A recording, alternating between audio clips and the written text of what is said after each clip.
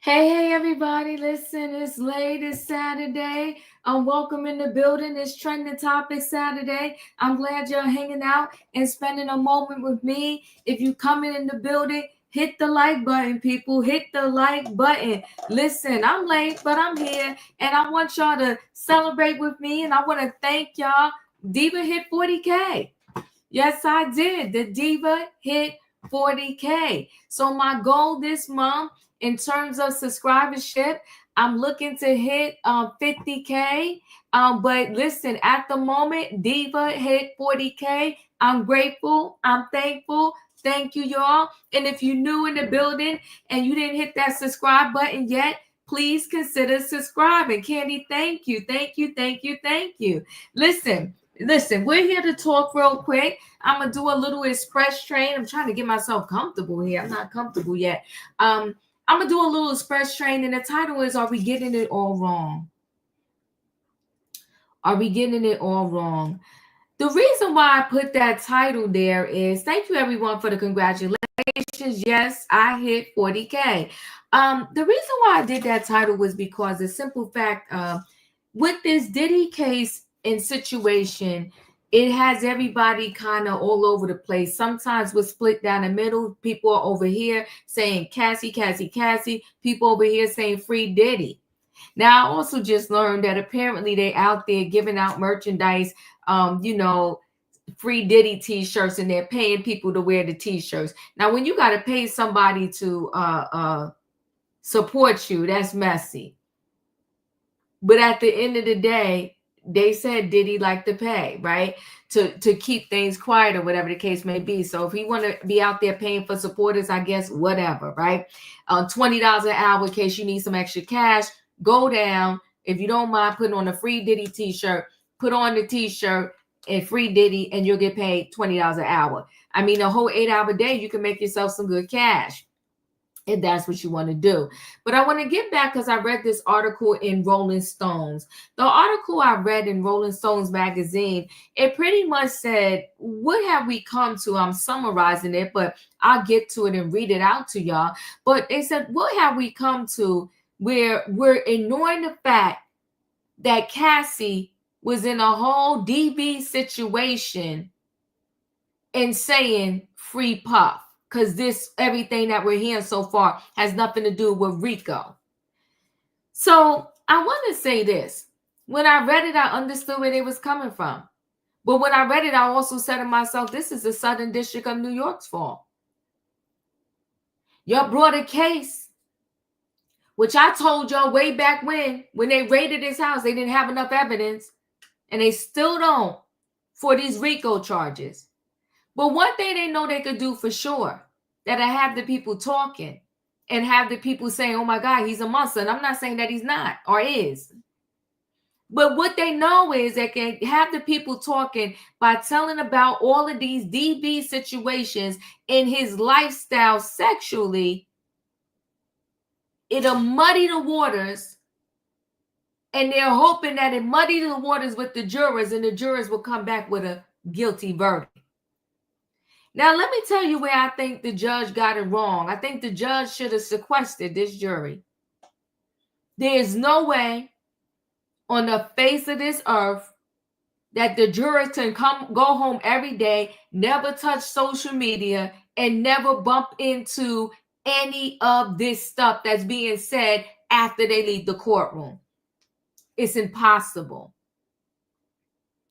And I don't think it's too late. But if the judge or anybody connected to the judge is listening to the diva, that jury needs to be sequestered. There's just no way. It's too much smut on the streets. And literally, if you go pick up your phone and they're going to tell the people, y'all can't use your phone, you can't stay connected to your friends, you can't call nobody, and you slide up on your phone, and if you hit Google because you maybe want to order you some food or whatever, a Diddy article is going to come up. So the jury should have been sequestered. And that's a point blank in the period. Yeah, the case is weak. The case is weak in terms of what they charged him with. Now, granted, has he done some horrific things? Nobody, I don't think, could say no. I think the answer is 100% yes. But we got to stick to what the charges are here. And we're a whole week done, and I still don't see where they're proving this RICO.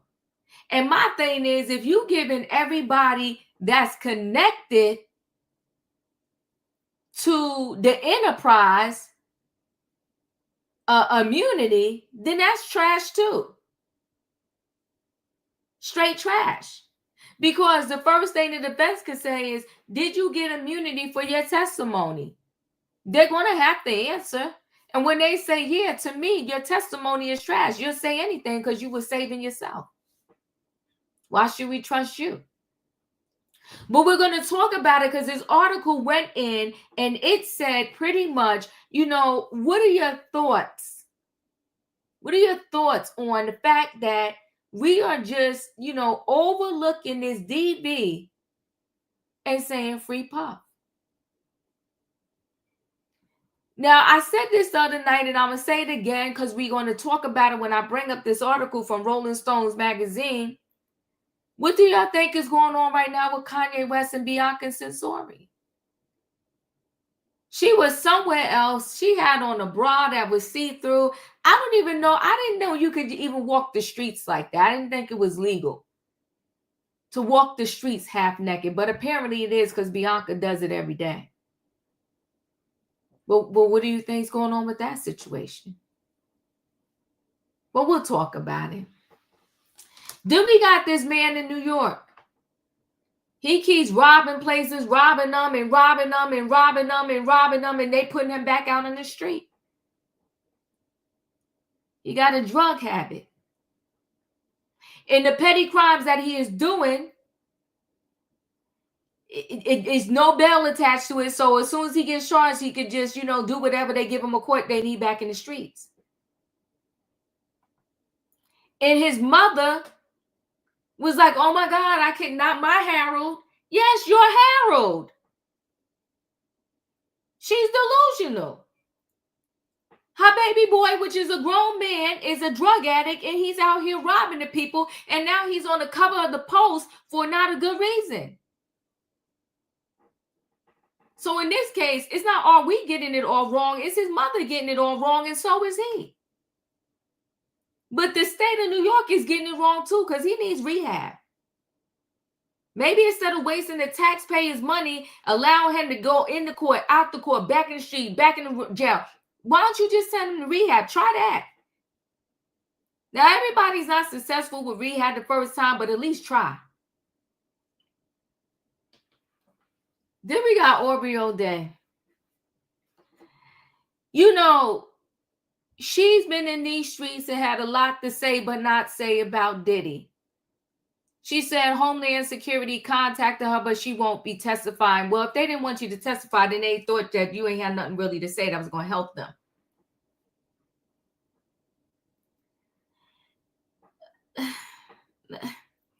Let me say this. What's going on too with this Diddy case is smut like that. Aubrey, if they wasn't going to call you down to testify, why are you in New York and why are you on these social media streets going back and forth with the nonsense? Go sit down somewhere. Because there's some real victims that want some real justice, but they'll never get justice because we got all of this nonsense going on. We didn't need to hear from you. If they called you and you was not going to go testify, we didn't need to hear from you. For what? You needed to speak why.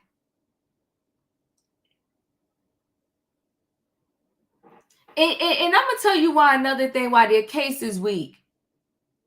When you got all of these people, they told us in the beginning, there was thousands and thousands and thousands of victims. They told us it was minors. It's been 5 days we ain't hear about a minor. It's thousands and thousands and thousands of victims. And after Cassie speaking, you should have had them lined up in a row, giving us solid testimony. Don Richard got up there to talk about a frying pan with some eggs. And I'm not trying to minimize that. That's DV. But you said this is RICO. And you utilizing your precious time to put a witness on the stand with Don Richard talking about some eggs in a frying pan? This is RICO. I need somebody to get up there and talk about the tons of people that was trafficking, the money laundering, the pow-pows. We need some solid witnesses on that stand. But if y'all go back in my catalog, I told y'all the case was weak from the door. Now, let me tell you something. That Damien, what was his darn name? And he quit before this case came to court. And he left it to those 6 ladies. Shame on him. Trash. Trash. Because he's the one that brought these charges.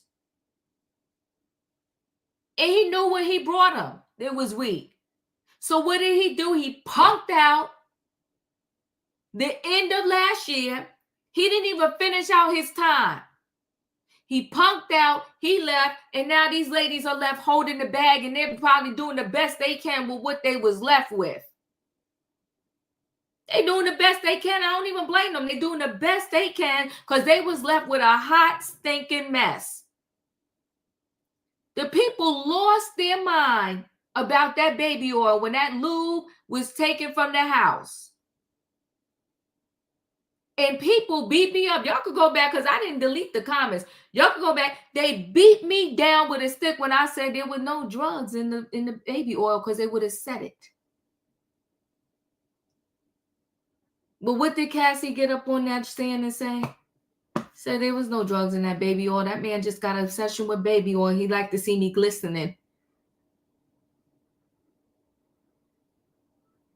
And then because there was some people that ran with it, and that's why you could tell some of these lawsuits are straight lies.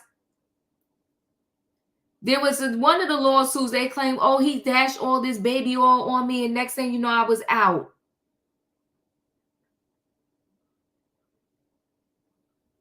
This is the foolery that people are throwing in the game that's making this whole thing a hot mess.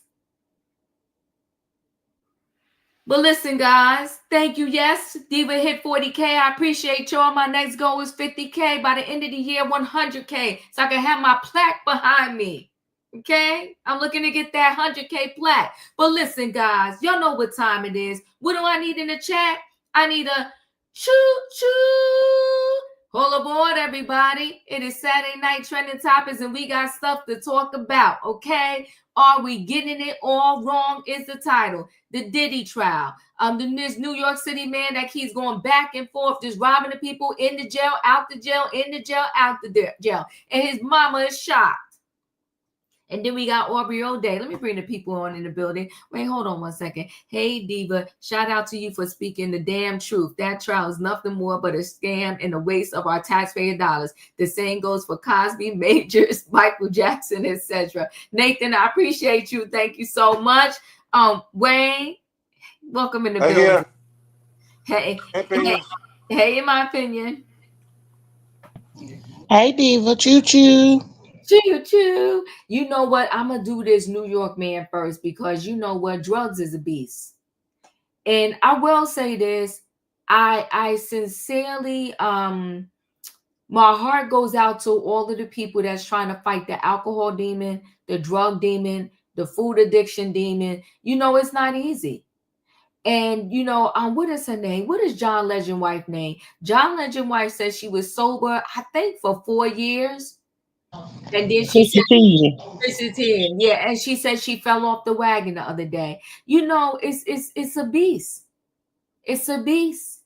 So let me go ahead and share a screen. Prayers to all of those that's trying to fight the demon. I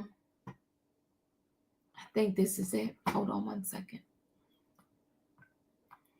And thank y'all for coming through on my little late Saturday night here. So New York City, number one. Well, say that word, Wayne. Recidivist.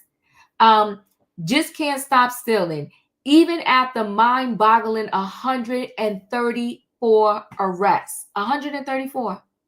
A career crook, Mayor Adams once dubbed recidivist number one, and the symbol of New York City's revolving door justice system is still circling back on crime. His staggering rap sheet is now 134 arrests long, the Post has learned. Harold Gooding landed on the front page of the Post in August 2022 as the person atop the New York NYPD's worst of the worst list of repeat offenders, and he's only had 101 arrests at the time. He's been busted another 33 times in 33 months since that report. Records show. That is him. It's frustrating. Let me see, pause this. It's frustrating for this guy to get out the same day or the next day committing the same crime he's been doing over and over, said a Manhattan cop who dealt with the 56-year-old serial thief from Brooklyn in the Bronx. So he's 56 and he's still fighting these demons. It's very sad. Most of the new arrests were for shoplifting from stores in Tribeca, but he's also been collared for grand larceny and drug possession. His older arrests included armed robbery, grand larceny, and burglary, the sources said. He was slowed down a bit in June 2024 after he was arrested on grand larceny charges for shoplifting 11 different times, mostly at a Target store at 255 Greenwich Street in Tribeca, police sources said. He pled guilty to petite larceny and was sentenced to 364 days in Rikers. Police sources said he was released in February, and like clockwork, he's been arrested 4 more times since. The month after he got out of Rikers, he went to the Duane Reade on Broadway in Tribeca on March 28th around 10:30 a.m. and pillaged 30 bottles of vitamins worth. How does vitamins cost $1,500? $1,500, according to a criminal complaint filed with the Manhattan DA's office. A month later, on April 24, he went to the same store and stole cleaning supplies and 3 pairs of reading glasses, the records show. He was charged with grand larceny, criminal possession of stolen property, 2 counts of petite larceny, according to the complaint. That was way back when he only had 101 arrests. Now he has 135. But in 2 days, he was out again. The charges weren't bail eligible. The state's 2019 no bail laws essentially made lower level crimes like shoplifting penalty free. 4 days later, on April 30th, he was busted in Central Park with a crack pipe, 3 vials of crack, and 5 heroin strips in his backpack, police sources said. The police source who knows him said he's got addiction problems, but that it shouldn't give him a get out of jail free card. He has a drug problem that he has to feed, the police source said. It's sad he has to live that way, but it doesn't give him the right to commit crimes. We do our jobs arresting him and taking him in, and the courts let him go. In the latest arrest, he was given only a desk appearance ticket and is supposed to return to court on Monday.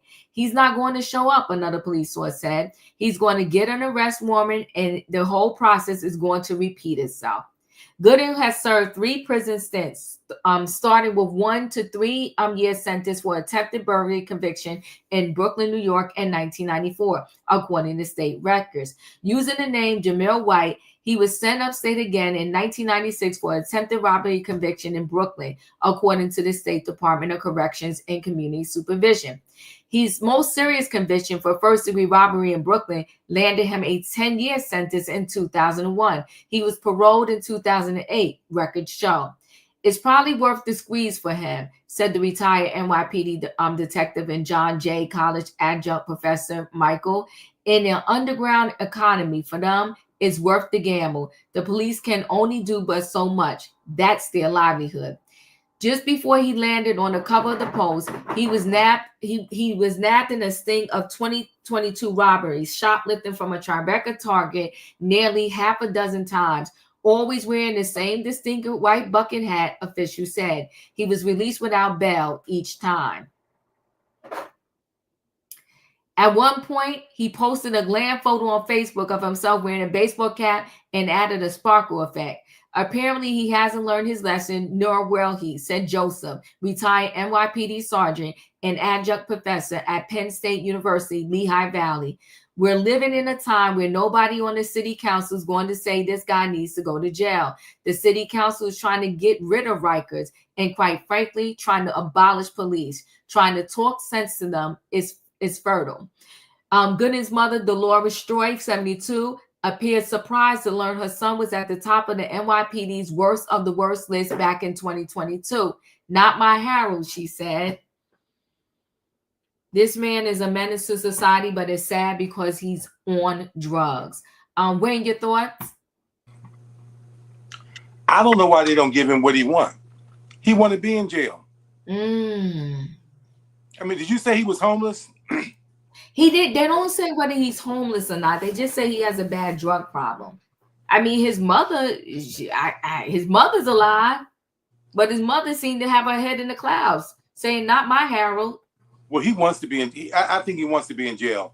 You know, he can have 3 hots in a cot. You know, because to keep on like this, what's going to eventually happen? You know, people get unalive for stealing. And this will probably be a relief for them. I hate to say it. If they hear that, oh, somebody unalive, so-and-so, they're going to be relieved because they're going to know we ain't got to arrest him no more. It's unfortunate, but if they're not going to put him in jail for stealing and he keeps on, somebody's going to protect their property and going to not want their stuff taken away. And he may get hurt or even unalive over some crap. Lose his life over something that's probably under $100. So I think, you know, get him in jail, get him some rehab or something. I mean, you can't just leave him on keep on leaving him out. Like, somebody has to. Because you don't, he may lose his life, and everybody's life is worth something. Whew. But when you're an addict, you know, he can't help himself right now. That's it. So I hope they can, somebody get him, you know, maybe Baker's Act him or something like that, get him off the street. Maybe he needs, you know, like maybe 2 or 3 days in jail or confined where he doesn't have the drugs, and maybe he can have opportunity to kind of think. Maybe somebody can talk to him. You know, it's hard to talk to people when they're on drugs. It's no reasoning with them. Yeah, it's not. That's it. Well, he was in for 365 days, and that didn't help him. So he came right out and started robbing again. Well, another 365 days, at least people be free from him. Well, that's a fact. That's a fact. In my opinion, your thoughts? If they're not gonna lock him up, I think they should put him into a rehab facility where he can't get out. And it should be somewhere he should get some counseling too, because I think this is all the drugs and mental defect. While it doesn't, you know, tell him to go out here and do the things that he do, I do believe that some things is mental in their head. They steal just because they can. And I think the more they get away with it, they think they're doing something special. Because there's no way you go into a vitamin shop and you robbing it for $1,500 worth of vitamins. Who you gonna sell that to? You can't get the money back that you would get for going to jail for that. I just don't understand. So if they're not gonna put him in the jail, then at least put him in some rehab. Yeah, I agree with you. And like Wayne said, at least to get him off the streets, right? Woo, child. Well, let's roll right ahead into the next story, and it's Aubrey O'Day. You know, she's been saying about the problems that she had with Diddy. She's been talking about it for years now. She also talked about how she thought it was a joke when Diddy, remember, he was like, it's all love Everything was love. And he gave all of his old artists back their publishings, their royalties. But she said, yeah, he's giving it back, and it ain't worth a dime now. And she was telling some of the people that they don't take it back, because he wanted to give it back to them, but they also had to sign an NDA promising they would never say anything bad about him. And Aubrey was out there shouting like, don't take it back, it's not worth it. Well, she said that Homeland Security did contact her. She spoke to them, but she will not be testifying in the trial. So I guess they didn't subpoena her. They didn't really need her. So Aubrey O'Day reveals whether she will testify in Sean Diddy Combs' sex trafficking trial. Let me just pause this. So Aubrey O'Day has revealed she will not testify in Sean Diddy Combs' ongoing sex trafficking trial, following much speculation about whether or not she would take the stand. I'm not here to testify, because she posted on her social media that she was in New York. I'm not here to testify for Diddy's trial that I know of, the former Danny Kane member 41 shared Friday from the New York City studio of her new iHeart radio podcast. Amy Robach and TJ Holmes presents Aubrey O'Day covering the Diddy trial. However, O'Day appeared to hint that could change, claiming she was contacted by and had a meeting with Homeland Security, the same government agency that conducted raids on Combs' homes. Earlier this week, it was reported that the damaged singer would testify, with a source telling Us Weekly that O'Day was ready to take the witness stand. She's not going to back down. She wants justice for everyone, the insider further claimed to the outlet. O'Day herself then fueled the rumor by cheekily posting a video of the Big Apple via her Instagram stories and writing over it, "Hey New York, why where y'all think I should head first?" alongside a justice scale emoji. Combs' federal trial is being held at the Daniel Patrick courthouse in downtown Manhattan. The Showstopper singer also posted a series of videos from a New York City rooftop, but explained on Aubrey O'Day covering the Diddy trial that she did so to make it clear to everyone that she was not here testifying and that she was in town enjoying herself. On the premiere episode of her podcast, O'Day also commented on Cassie Ventura's grueling 4-day of testimony, which she just concluded on Friday afternoon. Combs' ex-girlfriend, who dated the rap mogul from 2007 to 2018, testified on the stand that their abusive past detailed their drug-filled freak-offs and had to sit through hours of cross-examination in which her raunchy texts were exposed and our claims were brought into question. "It feels very honest. It feels very open, vulnerable, horrific," O'Day said of Ventura's emotional testimony, before adding, "It's horrific that she had to go through so much." The famously single alum, who is a longtime supporter of the Me and You singer, also called out on her podcast a text that was read aloud in court that Combs, now 55, once sent Ventura, now 38. There was a transcript that I read that went something like, I don't really, or can we talk? I wanted to bring something up to you." And he's like, "Oh yeah, you know you don't want to do the freak offs now. You're so predictable." It's a statement that groomers make. That's what Aubrey O'Day said.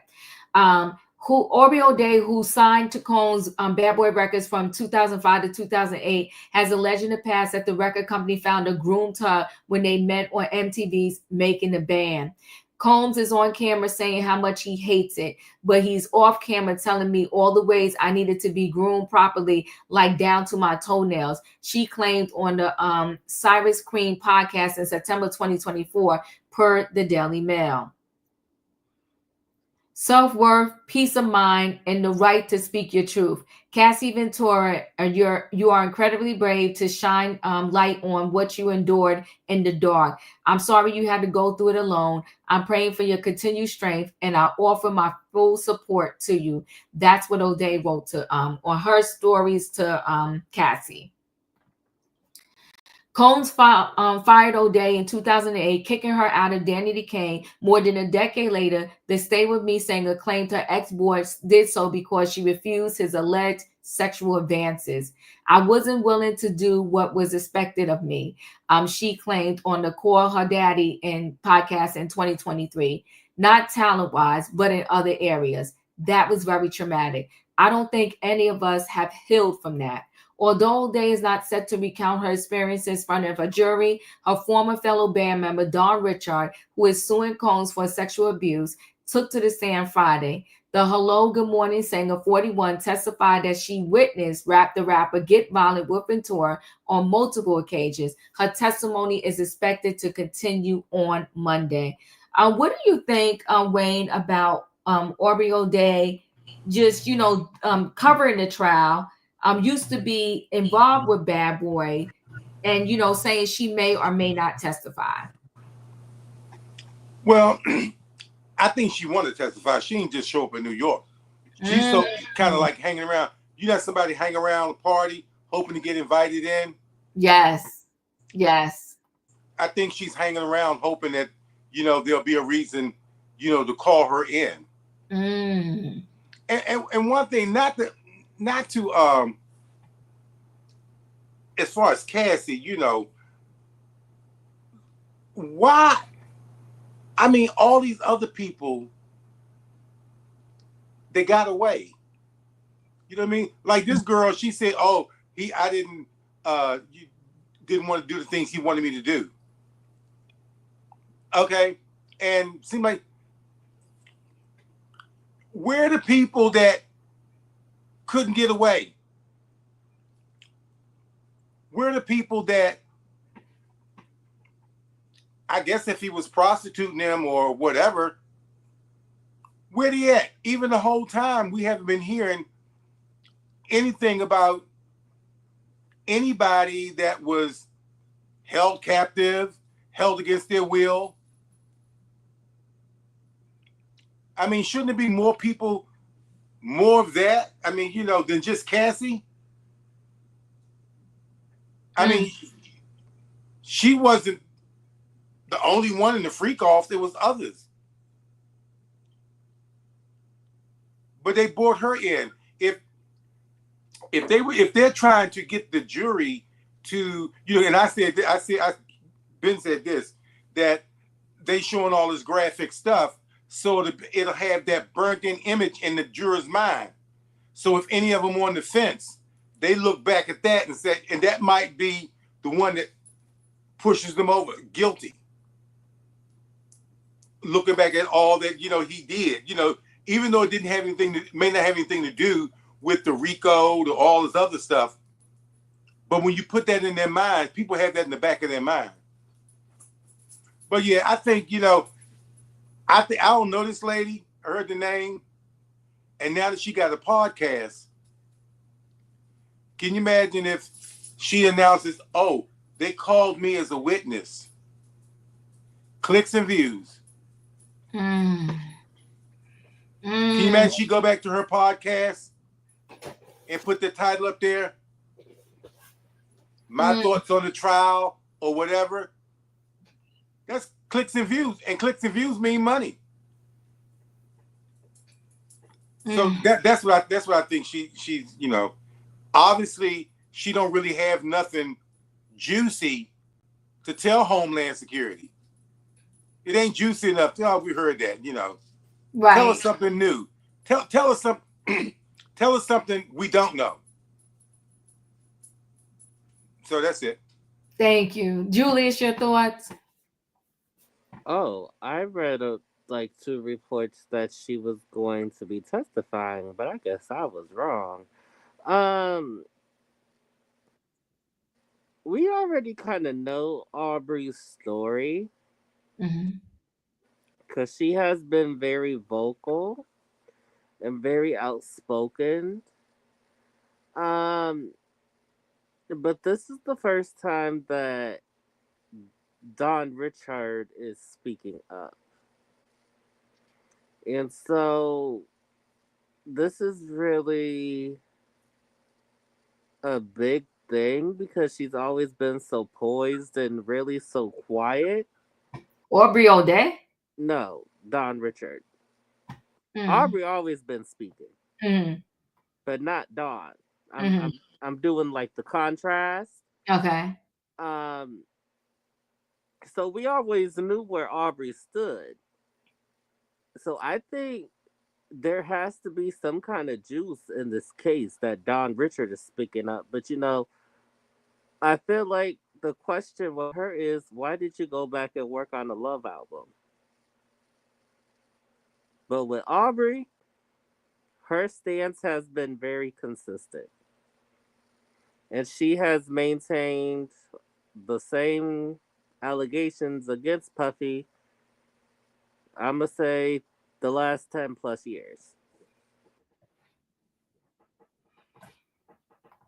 Thank you. Mel, welcome in the building. Your thoughts on Aubrey O'Day? Hey, Diva. Oh, I'm sorry about yesterday. I had a little technical difficulty. No problem. Sorry about that. Okay.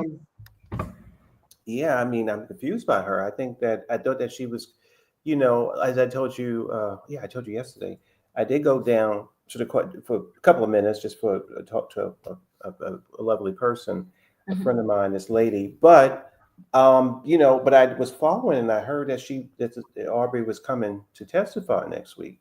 And I think that on her social media, she was kind of, leaving breadcrumbs about her coming, about flights, and she was dressing up on her Instagram, saying she's on the stand, and just doing a lot of stuff that people were like, okay, she's ready to play, she's ready to come down to to help this situation. But then I don't know where she was. I think you just read it. I'm sorry I missed that. But she confirmed that she's not going to come. I feel like this is not a time to play these kind of games, Miss Aubrey. That part. Because you know what, when after we all, if any of us have listened to that trial and heard the horrific things that Cassie went through, it seems, as Elliot just said there, it seems like it's cloud chasing at its highest. Like, I think it's disgusting. I really do. I think it's disgusting because either you want to, what I think too. I think that from Miss oh my gosh, Miss Aubrey O'Day, I think either she wants to heal or she want to continue to play games. That part. And you know what? If she want to play games, then I'm going to pray for her. But I really thought that she was coming to do some work on herself. So that's just what I think about that. It's pretty crazy. Thank you. I appreciate you. In my opinion, your thoughts? Aubrey is a liar and a clout chaser. Okay. She do anything for that media attention. I don't trust Aubrey as far as I can throw her, and I know I can't throw her, so I don't trust her at all. And that's probably the reason why they don't want her on the stand. That case is so complex that they don't need a liar there tainting the case. So they did their right thing because they didn't need a clout chaser liar up on the stand. The case is already complex. It's already a lot of different moving parts, and it's already a lot of different aspects to this case. And putting her on the stand would just destroy the case. I appreciate you. Thank you. I'm going to go ahead and roll right into the last story. And I do feel she's playing games. And this is a serious matter. And the games is not something we need. And it's going to connect to this last story here because this particular person who wrote this article is feeling like we on here on the internet are playing games. So we're going to talk about this. Hip hop has a history of misogyny. The internet is making it worse. So Cassie's testimony in the Diddy trial is fueling rumors and speculation from commentators online. It's part of a worrisome trend of misogyny.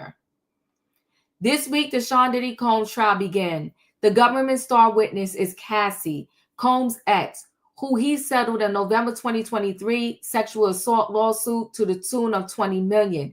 Her lawsuit alleged sexual assault, physical abuse, and coercion to participate in prolonged sex acts deemed freak-offs. Throughout her testimony, Cassie went into graphic detail on the relationship she said became more based on shame and guilt than genuine love. She said that he sexually assaulted her in 2018 and that she participated in so many freak-offs that she couldn't estimate a precise number, and one session lasted 4 days. On social media, where content creators have been dissecting the case, some commenters have been distressingly sympathetic to Diddy's defense. Boozy spoke for many naysayers when he posted on X, "I don't see no crimes committed in this case."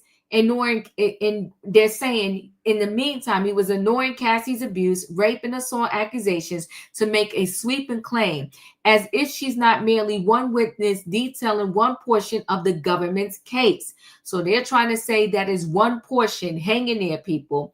Federal prosecutors have stated that they already have documentations of Combs trafficking sex workers across state lines for prostitution, and he allegedly did so with an infrastructure of employees who facilitated his activities. Cassie also alleged that Combs was physically violent towards her too frequently. Sex worker Daniel Phillip revealed 2 previously unpublicized incidents of Combs hitting her. She said she could only get through the painful sessions with drugs that numbed her. After filming the acts at his behest, Combs allegedly blackmailed her with the threat of releasing videos when she tried to leave him. As a signee to Combs' Bad Boy Records, Cassie's music career was in his hands. After leaving Combs, Cassie said she became the S word during rehab and therapy, where she wrote down everything she had been through with him in a book format. "I was spinning out," she told prosecutors. "I didn't want to be alive anymore at that point." Yet she was strong enough to go forward with the lawsuit that prompted other allegations, and once and for all, crumbling the brother love facade Diddy has shrouded himself in. She was vulnerable enough to be open about her mistreatment on the stand, but the reward for her bravery has been having onlookers, none of whom were in rooms with them, picking apart her testimony with an implicit sense of suspicion. They also sensationalized her trauma. A case with such grisly allegations deserves to be addressed with an empathetic tone that centers the alleged survivor's pain. But social media is full of media personalities and onlookers discussing the Combs trial with the timbre of gossip bloggers recounting a Real Housewives episode. Headlines has focused on how urine and semen played into sexual encounters, immediately reducing her account to most salacious bits.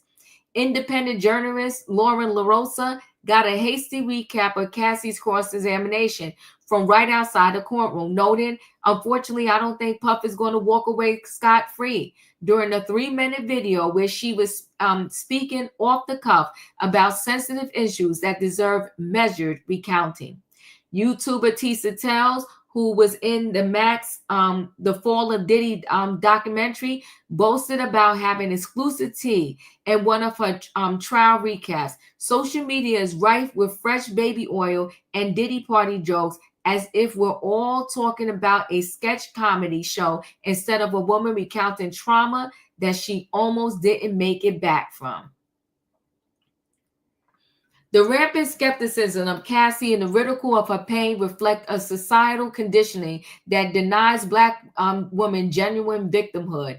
Misogyny is a systematic issue worldwide, but the way it is manifested in the hip-hop community, filled by online culture, increasingly influenced by the misogynistic manosphere, is more suffocating than ever. More than excitement over new music or artists, the recent rap-related headlines have been dominated by stories of women being diminished, and we've seen several other examples just this week. Singer-actress Halle Bailey recently filed a restraining order against streamer-rapper Diddy, who she accused of repeated physical and verbal abuse. In her complaint, Bailey stated that Diddy's false licensing claims have caused me to feel afraid and victimized. His fans didn't threaten me. I'm often scared for my life and Halo safety. In response, several of DDG's streaming peers are publicly siding with him. DDG found out about the restraining order live on media personality Aiden Ross' stream. Without seeing any of the details, Ross knee-jerkingly told Halle, "Stop these fake allegations. This is a father. This is a good human being." Streamer, and I'm not going to Plaque Max opinion that he wants to see concrete evidence of DDG's guilt before stepping away from him. DDG has also received public support from streamers DJ Ghost, Deshae Frost, and was Neon. Despite Halle giving the court several instances of violence and providing post-assault photos, her victimhood is being denied by many. His supporters have started up a hashtag Protect DDG movement online. The DDG solidarity emphasized the rampant misogyny present on much of the internet. Manosphere figures such as Andrew Tate have espoused a rigid view of masculinity that denies women their volition and humanity on platforms like DJ Academic Stream, where two commiserate on single mothers being unworthy of dating. Adam Ross, one of the people who spoke in support of DDG, has had Tate on his stream numerous times. Last October, he was getting a haircut on the stream while Nick Fentes and Tate agreed that women can't lead because women aren't soldiers. Aiden Ross recently caught the area of many by calling, what is that? Dochella, a bitch, and an unintelligible piece of S. After a Met Gala clip of her cursing at assistants went viral. He said that he lost 2 sponsorships because of his of the comments, where the viral tone of his extended diatribe verged on racism. The sad reality is that he continues to elevate as an artist. The misogyny towards her will rise too. The deeper societal issue lies with the young people consuming this content. The Netflix show Adolescence depicted a young boy's manosphere radicalization, which resulted in him unaliving a young girl who had rejected him and called them an incel. In a report about the show, Alyssa, a male I don't know. What is that? Okay, I can't pronounce it. An online and stream researcher told Rolling Stone that the show reflects. Thank you. That the show reflects real-world dynamics with pervasive narratives of victimhood, of legitimate agency, of limited agency, of limited self-worth that are festering into the emotional turmoil, and manosphere content offer them a really easy solution to decide women are responsible for this. The internet at one point served as a vehicle for survivors via the Me Too and other movements.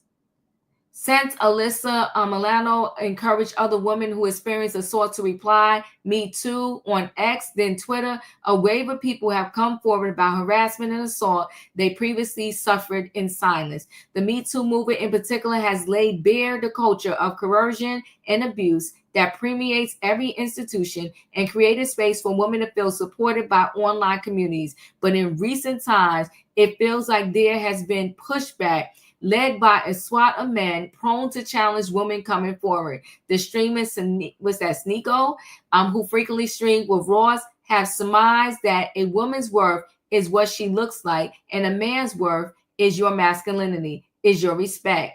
Myron Gaines of a popular Manosphere podcast, Fresh and Fit, wrote that women are benefiting unfairly at nearly every man's expense in his book, Why Women Deserve Less. Yikes.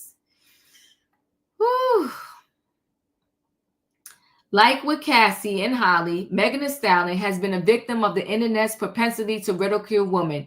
The widespread doubt that Megan faced since her shooting seems rooted in the same misogyny that Diddy and DDG defenders are using. Some people deny that she was even shot. And now people are speculating that Rock Nation orchestrated Tory's prison stabbing because they knew Kelsey Harris' bodyguard, Bradley James, was going to come forward and accuse her of the August 2020 shooting. Megan's In Her Words documentary detailed that after being shot, she experienced ensuing waves of trauma induced by the barrage of harassment and conspiracy theories sent her way. She revealed to have been devised by Tory himself. Logic says that the blame for James not taking the stand during Tory's trial rests with him or the Toronto's artist defense team. But instead, the circumstance has sparked even more harassment towards Megan, picking at the figurative wound that may never get the chance to heal. Writers Joan Morgan's book, When Chicken Heads Come Home to Roost, identified the quandary of women have long faced by enjoying hip-hop while being primary targets of their favorite artist, Erie. How did we go from fly girls to bitchs and hoes in our brother's eyes? She asked in her 1999 book. She also wrote, we have come to a point in our history, however, when black on black love, a love that survives slavery, lynching, segregation, poverty, and racism, is in serious danger. The fracture is apparent in the community's divisiveness surrounding high-profile assault accusations. Black women see the avidity with which men deny Cassie, Megan, and now Holly their victimhood, and are justified in pondering how it dovetails with their disproportionate domestic violence rates. The Institution of Women's Policy Research reported that more than 40% of Black women have experienced intimate partner physical violence, intimate partner sexual violence, or intimate partner stalking, higher than the national average of 31% in February 2024. The Lancet Medical Journal reported that Black women are 6 times more likely to be killed than white women.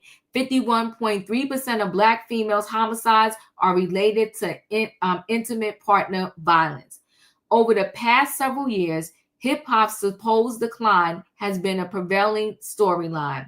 Though plenty of indie artists are releasing exciting work, the bulk of broader rap discourse has centered on a lack of exciting music in the major label orbit or the dearth of Billboard success for hip-hop artists. In that perceived breach of great music, violence against women has become a disheartening common topic. And if that trend continues alongside more exposés of abuse from once beloved artists and executives and more misogynistic fan flaming from media personalities, it's worth wondering how many women will consider leaving hip-hop behind altogether. I know that was a mouthful, but I think it's an interesting conversation. A lot of good points made in that. Wayne, your thoughts? Actually, I'm kind of went over my head, Steve. You can go to Julius. Okay, Julius, your thoughts? Oh, godly. Overloaded information. So I'm gonna have to bypass this. I'm sorry. No problem. In my opinion, your thoughts? I totally agree with this article. Mm-hmm. And I think I've been looking at relationships that we see on a daily basis. Mm-hmm. And we see people that don't have millions suffer with interpersonal relationships and abuse and assault essays. And a lot of them suffer in silence. We all know that the reporting rate is very low, mainly because us as a people are pretty judgmental. We think about, oh, I wouldn't do that. I can't see myself in that situation, that we take away that everybody's not as strong as us. Or everybody has not had the same upbringing we had. I feel like these men know the women to prey on that are weak-willed and easily influenced. And I think when we talk about them making more money, they even go and explore even more weak-willed and innocent people. It's been like this for a while, but it's here lately. It's been getting worse. I don't know how many stars we done heard about that has SA cases that's been coming out. And these people, it's not new cases. These are old cases. So they suffered in silence because they feared somebody believing them. And I can't even blame them, because when they do come out, when they do say it, we tear them apart. We tear their stories apart. Well, why did you stay this long? Or why did you do this? People do stay far too long. I mean, of course, a lot of people won't take what these people have taken, but I'm just saying, you have. You may not have this far down the rabbit hole, but we've all stupid stayed somewhere far too long than we had to. So I do feel like with this stuff being so public and it's a lot of different opinions, people feel that an idol can be placed on a pedestal. Oh, they can do no wrong because they idol. And we got to stop idolizing people.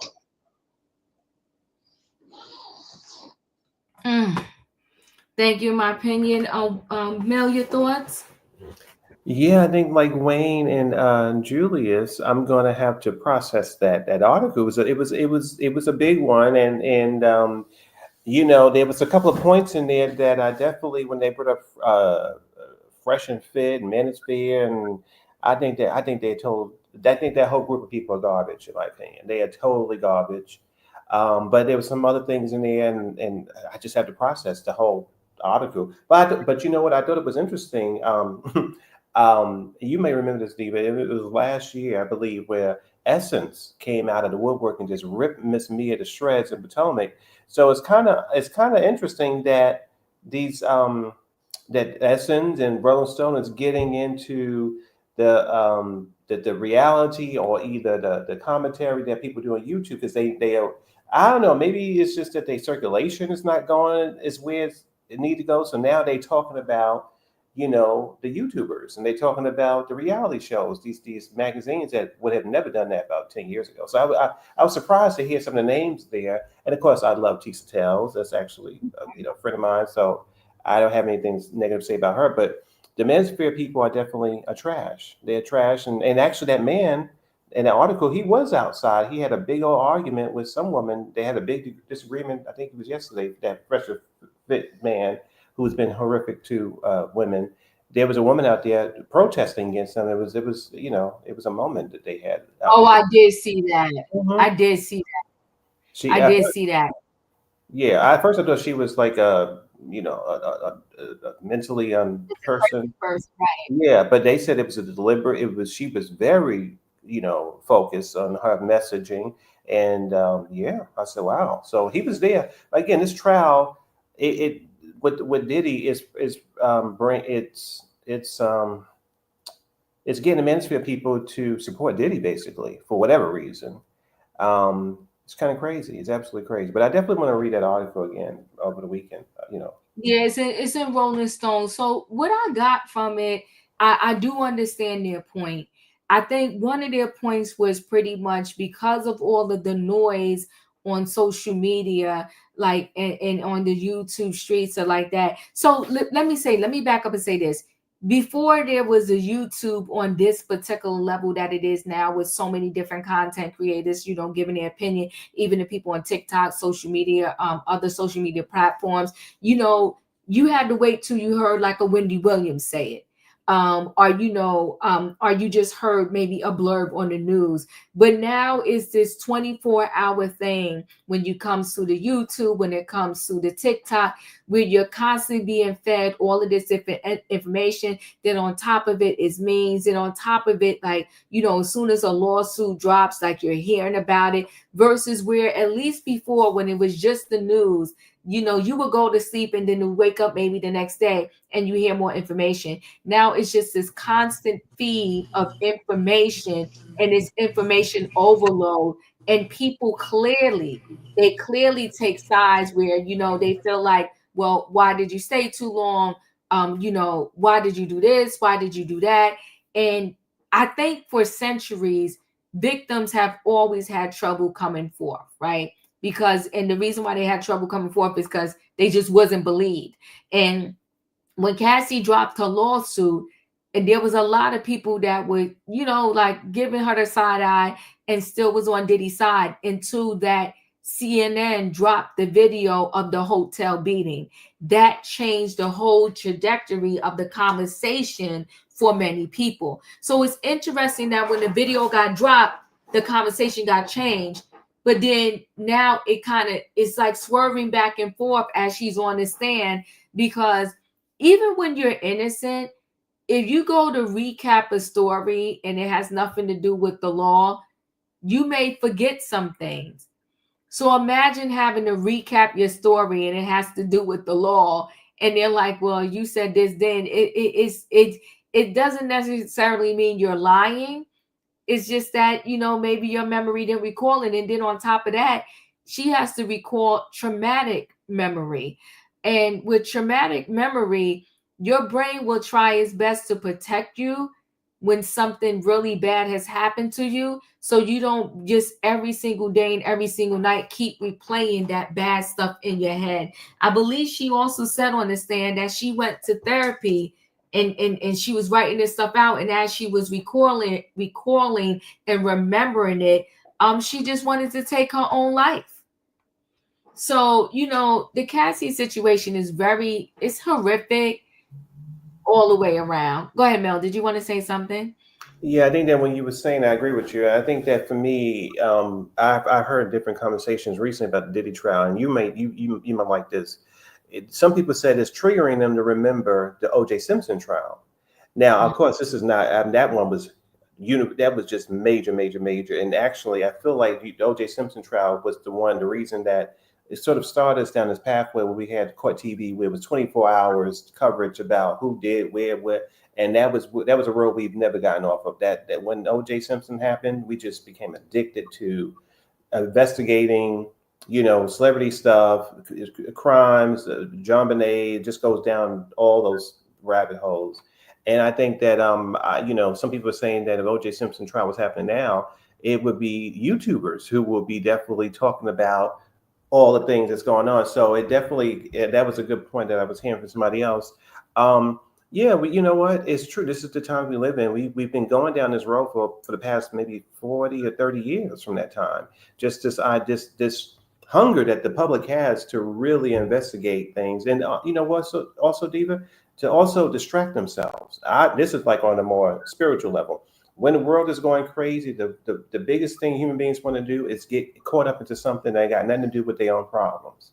So we got so many things going on in the world with people. So many people are worried about their loved ones, worried about the elderly and all that. So let me get over here and start saying controversial things on my YouTube channel, or either in the comment section, being like a little, secret person, just saying nasty things about things because I don't want to face what's happening in the government and stuff like that. Because that also plays a part too. People don't want to really face the reality of their lives. So they get up in YouTube or in different Twitter spaces and start going absolutely crazy about things. At the end of the day, it's a very sick situation.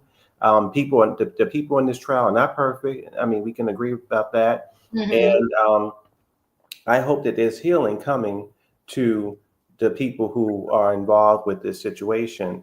And that's what I think. I think people are just trying to distract themselves with this horrific case. Yeah, they are. Keisha, your thoughts? You're in the building. Hey, you guys. I know it's been a while. Just had to come up really quick. I think this article was fascinating. At first, I kind of took it for face value just with the women, but it go with the women in this case, and it is great. I think in my opinion, said the article is good because I think it's good because the women are raising awareness. It seems like it's bad because DDG and he's got all this support, but like in my opinion, said so many people stay for so many reasons because they're afraid to come forward. Mm-hmm. And just like what's happening to Haley right now is horrible. In this case with the Diddy thing, it's kind of weird, because one day I'm with Diddy, one day I'm with Cassie because the case, but in general, it's very hard. My mom, she was in this situation, and so was I, just a little bit. But my dad was a detective, and in that situation, it's hard. Like this Cassie situation, like what, in my opinion, said. I remember I tried to go get help when I was in college with a therapist, and she just told me because I couldn't sleep at night, and I kept thinking I was going to see him everywhere because he was so dangerous. Mm-hmm. And when you get people like that in power, it makes it even more harder because. She said, well, we can do this. If you go report it, like your mom has been through, then it's just going to make him more angry. Then it's just going to make it worse. So what do you want to do? So in that situation, like in my opinion, said then what do you do? And in our culture, it's like, don't talk about this. This didn't happen. It's your father. Forgive your family. Forgive and forget. But I'm just not that person to forgive and forget. But that's just a different situation. But with this thing, as far as being in the media and all this type of things, I think it's kind of dangerous.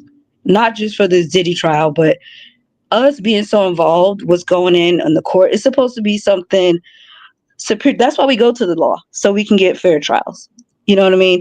And with the media being in control and the public, I think is really changing the narratives of the outcome of cases of people that really should be in jail or people that should be in conservatorships.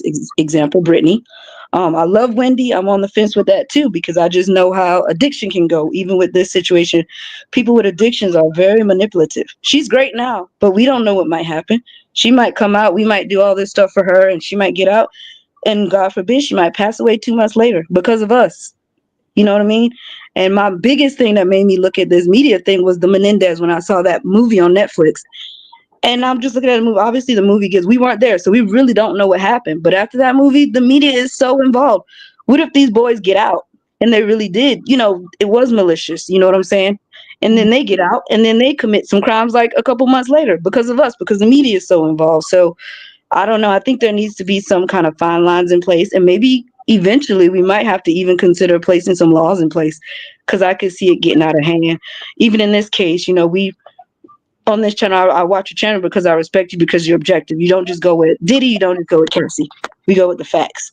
Right. But with the Diddy thing, it's clear to see, a lot that Cassie was involved with it. She, at some point, she went along with it. She enjoyed it. So I would hate to see, but I do think he's a horrible person, especially coming from what he did.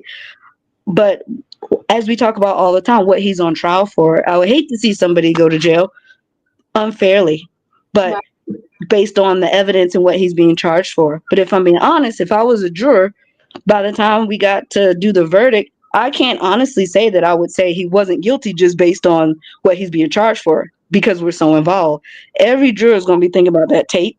They're going to be taking sides of their favorite YouTube. You know what I'm saying? So we're changing the lives of so many different people and we don't even realize it. But that's pretty much what I had to say, Diva. I appreciate you coming up, and you made some very good points. I think there needs to be some guidelines, and that's why I am 100% saying that this jury needs to be sequestered. And this judge, to me, and I like the judge. The judge seems like he's pretty even killed and pretty fair. But this judge, to me, I think he's getting the F with not sequestering this jury. We are too involved. It's too much out there. It's too much smut out there. It's too many other people who claim to have been in Diddy's circle who think they know so much.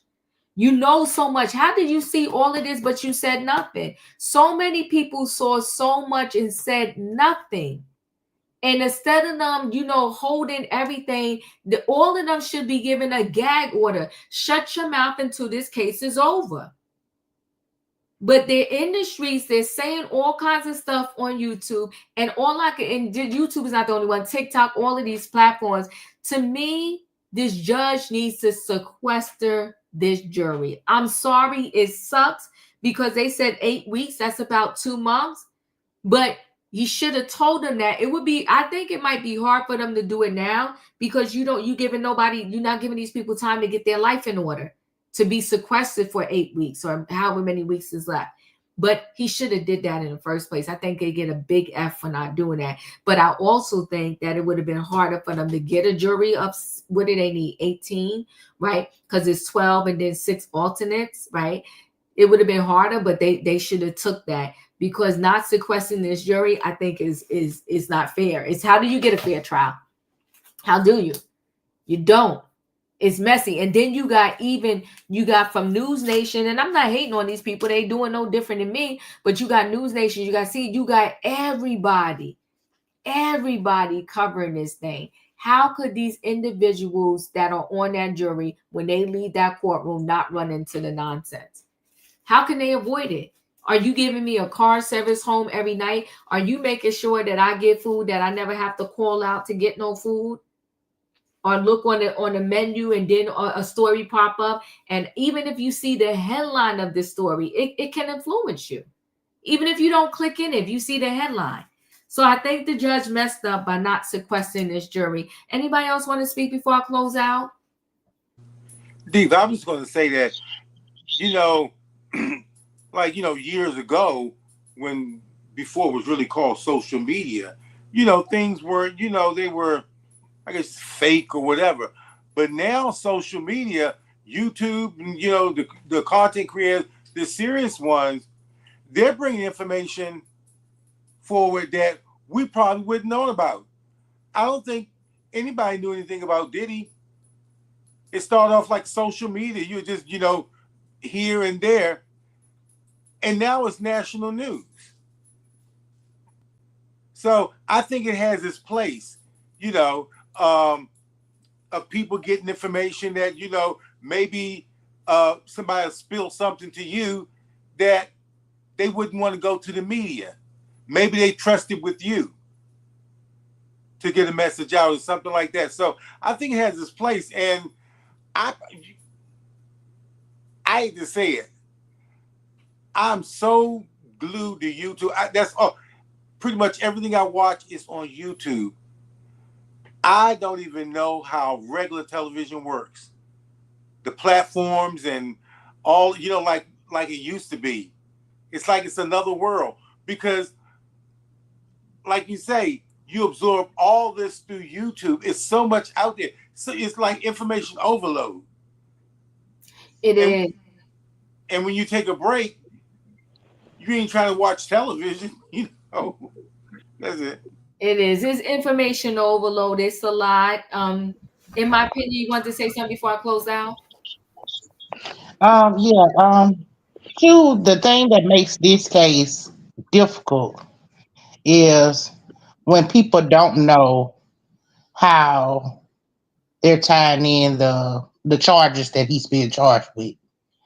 A lot of people have been taking stuff that they saying and say, "Oh, but this ain't a DV case." No, it's not a DV case, but they had to show the DV to show coercion.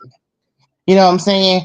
When they brought in the Secret Service person, and he was talking about the money that he had for a freak off and all the baby oil he had in the hotel room and all this stuff, they was tying it to that. This is him doing this in different states. You know what I'm saying? Like the evidence that they're putting out is slow because it just started.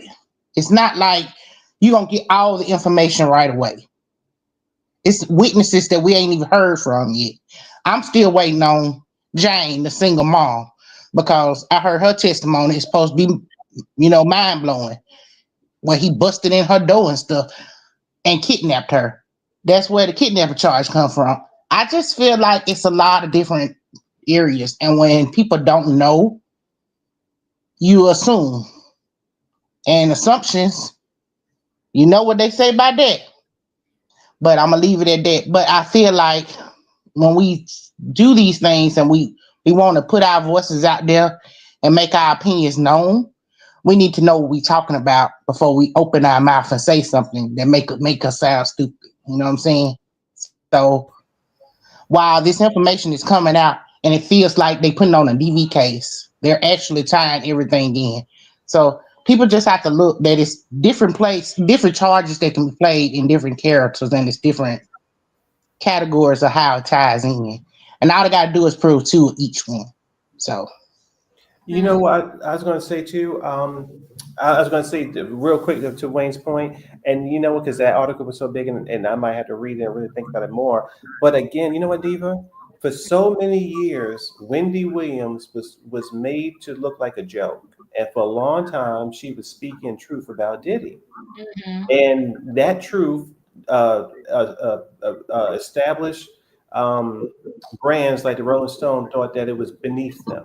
Now, mind you, the Rolling Stone has uncensored access to all these different musical artists like Diddy, rock stars, and stuff like that. They have known things for the last 50 or 60 years about different artists, about rock stars and all type of people, but they never put it into their magazines. And so we can't really trust Vogue, obviously because Diddy and Cassie was in these different events, and she was, having issues, and so we have these major publications who are not doing the job. So that's the part I would push back on. Some of the part in the article was, interesting, but I'm thinking, Rose Stone, truly where the bodies are buried. You deal with all different type of people, and it takes personalities like on YouTube to talk about things that the major people don't want to talk about. And now maybe they feel like they have egg on their face. Now they're right that sometimes you really have to do more vetting and be more research to it.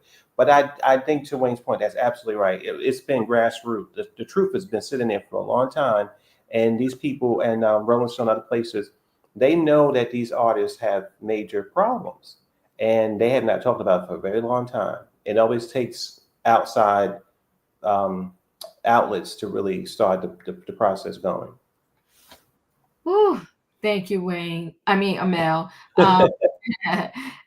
Anybody else before I close out? Yeah, I just wanted to say one thing, Diva. I just think the only difference between now and the news and Wendy and everything that and with social media, what we have now is the difference is we did watch Wendy every day, and she was telling us all the information, and I was glued to it. And I think pretty much most of us, we all probably knew there was some truth to it because we watched it. She was very consistent, and she wasn't the only person saying it. The only difference I feel, in which I experienced it this week. So I work from home, so I had it on all day while I was working, and the volume was off. I was going in and out, and I was sitting there, and I remember you, Diva, Mel. I don't remember Wayne and in my opinion, and Jules at first from the very beginning of C19. Okay, so from C19, that's when I kind of first got. I always YouTube for music, but not so much for listening to people. But during that time was a very different time where we all kind of like YouTube was it because we were at the house. Right. You know what I mean? And we were all together. It was pretty much all day long, sometimes holidays, New Year's Eve, these types of things. Mel was there, you were there, everybody, all these bloggers that we're seeing doing these stories, we were all there on one platform for a beginning, doing stuff all the time, right? So it makes it a little different and we watch Diva every day at 8 o'clock or 9, whenever you come on Diva, I'm like, oh, I hope Diva's on so I don't fall asleep, And I send it to my mom, watch Diva, but so we developed these relationships with the bloggers, which is different than we develop with the news channels. Wendy, we develop a relationship with Wendy, but I can't just send Wendy an email or get on her channel like I did with Diva just now and have that personal connection. You know what I mean? Mm-hmm. So when the bloggers come on and we have personal connections to each one of them, and they may all go to the courthouse, but just like the news, like Fox News and all these other ones with elections, they're going to come back and they're going to give their opinion what happened, but slightly give their opinion on how they feel a little bit, even though they try to be objective. And right. I've seen it throughout the blogs. Each one has been they give the information, but then they still have their own opinion. And then that brings us into it because we feel that connection with that person.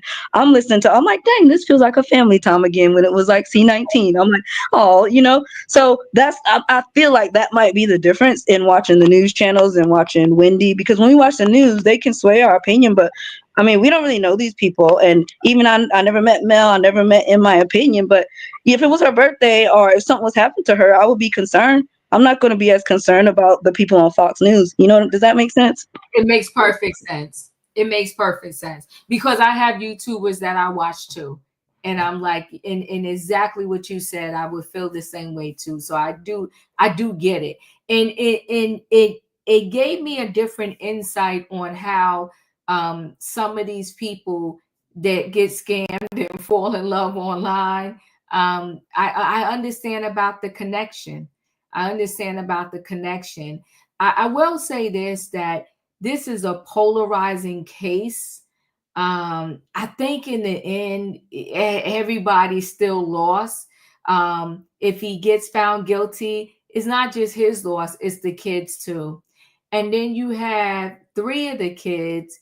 Well, I'm going to say 4 really, right? Because Quincy is part of him, whether, Albie Shore likes it or not, because he's at that courthouse showing up for Pop, okay, which he calls them. So you got Quincy the twins and Christian King Combs, who their mother is gone. And then you essentially, if Diddy is found guilty, and I'm not trying to say he should be found not guilty because he got kids. There's plenty of people's who parents are locked away. But when he's found guilty, or excuse me, I misspoke. If he's found guilty, it's impacting many others. This man, I've heard of people with addictions. I've seen people in my own family with addictions. But Diddy has a lot going on. Even if we don't call, like, whether he's guilty, innocent, or whatever, just I can't imagine somebody that needs to be sexually stimulated darn near 7 days out of the week. They said when he brought himself here to turn himself in, when he came to New York, in the hotel room, they found supplies for a freak call. If you know that's bad. And my thing is his lawyer should have spoke to him. I don't care what addictions you got. When you come to New York to turn yourself in, you come to New York as clean as you possibly can. And if you do have to have a job, his lawyer should have had him in rehab the minute he knew, because Mark said out of his own mouth that he knew it wasn't a matter of if the prosecutors was going to put charges and arrest them. He said it was a matter of when. If you knew that, why didn't you tell your client, we need you to get in rehab like now? Now. So Mark failed him. And the case ain't even over yet. Mark failed him. Mark had him thinking he was going to go to New York, turn himself in, and fly right back home to Miami and wait till his trial date. Mark failed him big time. He should have been in rehab from the moment they raided his home. He should have been in rehab for the drugs, for the sex, for the alcohol. And he should have lived in that rehab until they came to arrest him. It's a mess, because I don't know anybody that 7 days a week you got to be stimulated on that level sexually. That's bad. And I thought about how Cassie said, I think she said in 2012 he OD'd and she took him to the hospital. And my thing is, I took you to the hospital and this man was still beating on her after that. You could have been dead. That's true. Now, you know what, Diva, too, and then this is all alleged, I'm going to say, but one day we have to have a show one day to say, because this is all alleged. Charlie Sheen, back in the day, not too far ago, he was times 10 with what they say about Diddy. That's all. I mean, that involved. There was this kid who I used to love when I was younger called Corey Haim, and there's some stories about him saying that he was so affected Diva. He was so affected by his issue with Charlie Sheen that allegedly he unalived himself. That there's a lot of issues. We got Bryan Singer out there. That's alleged too. They claim there's a whole sect of people, of children in Hollywood that are and that Bryan Singer and Charlie Sheen, this is all alleged. But if you look it up, you go, whoa, why these two ain't not being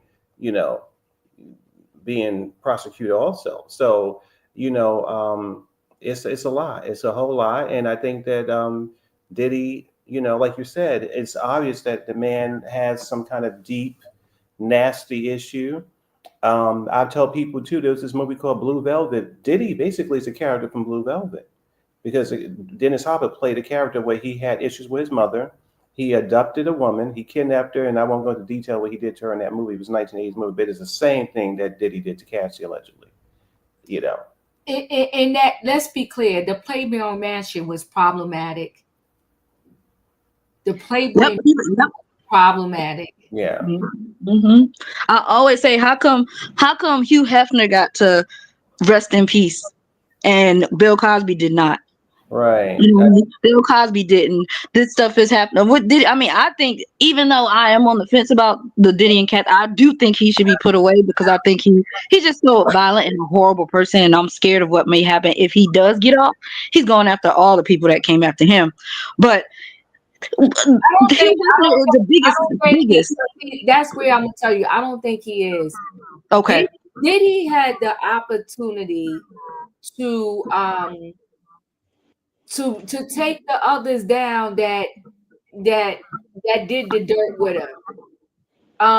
So I think that this man has several sides, and they're trying to claim bipolar. listen, it's a possibility, but you could be bipolar and still go to jail. I feel like his defense team has they're like grasping at straws right now. But I will say this, that there's a good side to him and there's a bad side to him. I think it's a Jekyll and Hyde. And I think the good side of him, many people spoke about, like when he's not on those drugs, there's a really good side to him.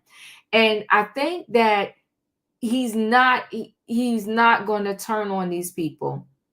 They have turned their back on him, but I don't think he's going to turn on these people. And in addition to that, I don't think he is that stupid, I could be wrong, to get out and then try to do something to these people. If he does, he's a darn fool. But I think this stint in jail, because I'm going to be honest with you, I didn't even picture him lasting this long in the jail like this. I did not. Now, they said at one time he had some knee problem, and they took him to the hospital. I think it had more to do with the drugs, and it'll probably come out later. His body is used to so much drugs. I really didn't think he was going to survive in the jail without it. You know what, too? I think, and I was thinking about her, this lady too. Mm-hmm. Felicia Rashad's a very strong woman, because I think of her, and I think of course, her working with Bill Cosby, and also working with Diddy when it came to, I believe, a movie. I think Raisin in the Sun. She worked with P. Diddy. Felicia Rashad, who played Claire Huxtable. Mm-hmm. Yeah, and I think about her thinking, in my mind, thinking, what does she think when these two men that she's worked with are, when this comes out, that these people have had this deep, horrific thing, and she's still doing wonderful work right now. Felicia Rashad, I think she was just nominated for, I believe, a Tony recently. But she's so beautiful and so balanced. You wouldn't even think that, her mind would go to a place where, she's like, damn, did I work with these monsters? But I think of her because I just think it's just so interesting that she happened to be working with these horrific people sometimes. But you know what, though? I think that is well known in the industry. There's some more demons out there that we just don't know about right now. Mm-hmm. Listen, let me promise you this. Diddy is 55, right? For his 50th birthday party, everybody and anybody was there. There were stories being told that at dinner with Diddy, he was slapping Cassie up. And there was some very well names there that saw her getting slapped up. I think that the evilness has been tolerated. Listen, Harvey Weinstein was wreaking havoc in Hollywood for decades. I think it's tolerated, and I think that everybody is willing to sell their soul to the devil to get the part, to make the money, and then on the back end, when it gets to them mentally, they want to come and ask us for a refund. And I say it has got to stop. You can't be selling your soul to the devil and then coming back to us asking us for a refund. Listen, let me tell you, and I'm saying this in so that everybody has an understanding, right? Because I'm fine with the growth that I have, the way that I have on YouTube.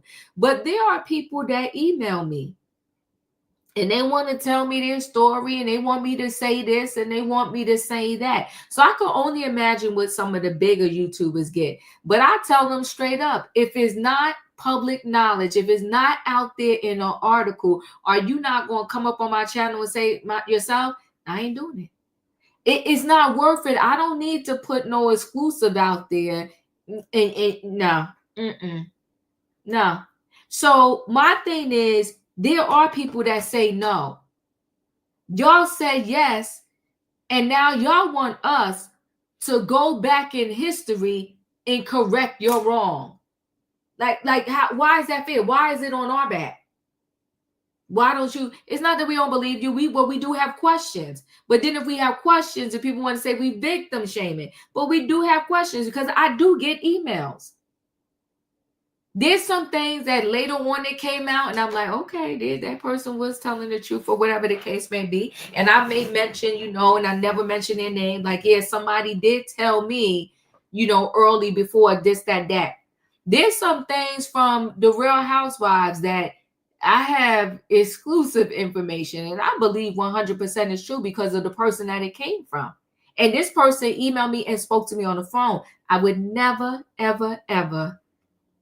I don't need 50 cent that bad or whatever it is. But I'm telling you, if I told about with this one housewife, it would blow the internet up.